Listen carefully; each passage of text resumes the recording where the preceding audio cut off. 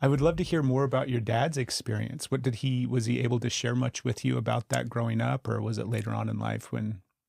Quite a bit. I mean, I don't have all the details, but basically he got into the war a little late, and basically the B-17 crew he practiced with had to fly to Africa and then over to Europe. And is the B-17, is that like the big bomber that they would fly? It was the 4-engine, had 10 crew members. Okay. Used a lot in Europe. Don't quote me on this, but I think the B-24 was used more in the Pacific theater. B-17 was more European theater. Okay. But don't quote.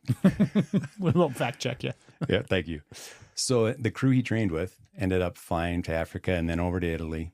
Foggia, Italy is where they flew out of. On their first mission, the plane was absolutely destroyed. There were some of the crew members that died. He ended up on a different crew than he had trained with once he was in Europe.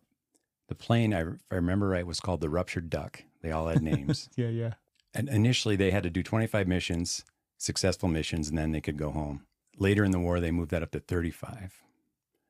But on their 25th mission, I think they were trying to hit an oil field in Poland. And on the way in, they start throwing flak up. Mm-hmm. And that was the worst part of it, I guess, that last run. You have to stay level and where you're at, and they're just throwing flak in the air. 2 engines were knocked out. So they couldn't stay with the formation, and they basically started dropping out. And the pilot at the time was thinking, well, let's make Russia because they're our allies. History proves out that would not have been a good idea if they actually made it. The Russians were not being real nice to... Real accommodating? Not at all. Stealing everything you had, and you were probably going to starve to death. But my dad was the radio man, so he kind of communicated with all the internal crew and the externally as well. So somewhere around Hungary, pilot radios back and says, my dad's name was Dwayne. He said, Dwayne, you got to tell them we got to go. We got to get out. So 10 of them strapped up and jumped out. Oh my of goodness. the plane. And the interesting story, so they land, it's still daylight. My dad landed near some woods and kind of ran into these woods and just made tracks all over he ran every different direction, ran in circles, ran all over the place. Finally, he circled this tree a bunch of times and climbed up in it. They had seen the plane go down, so a couple of soldiers come into the woods, and they're following these tracks all over the place. My dad, of course, is sitting in this tree with his bomber jacket and his 45 pistol, but he's also hundreds and hundreds of miles behind enemy lines. Yeah. How old was he at the time? 18 Oh years my old. God. Yeah, crazy. Yeah, I can't even imagine that. Oh, nuts. So these guys walked around that tree a bunch, and then they split up and went opposite directions. And when they met each other, they just naturally looked up, and there he was. He just gave up. Yeah. But then they kind of marshaled them all together. They knew there were 10 men on a B-17.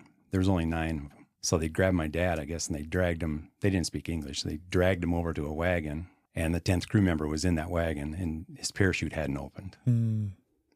So what they speculated is flak got into the parachute somehow, destroyed its mechanisms, and it just didn't deploy. Yeah. So they lost a man. At the time in that war, they were trying to stay in front of the American advancement, so they marched them very often. So they kept going from prison camp to prison camp to prison camp. He said that was the worst because they didn't have any food. So at night, they would set him down in a field, and they would, if it was a farmer's field, they'd crawl out and dig up potatoes or rutabagas or night crawlers. Yeah, and that's kind of how they survived. But then he remembers Victory Day. Patton came through the gate on a horse, his white horse, General Patton. My dad, he couldn't hardly say the man's name without tearing up. Yeah. He just loved General Patton. How long was he a POW for? It was 3 to 4 months, maybe 3.5 months, because it was late in the war. Okay. And there was some suffering. They were hungry. Even the German soldiers at the time, most of the guards were just young boys and old men. Yeah. And they were starving too. It was not good for either side. I can't even imagine being 18 years old and having to go through something like that. Do you know what I mean? Not a chance. Yeah. That's just at insane. 18, I was pretty irresponsible, Yeah. right? Yeah. Totally.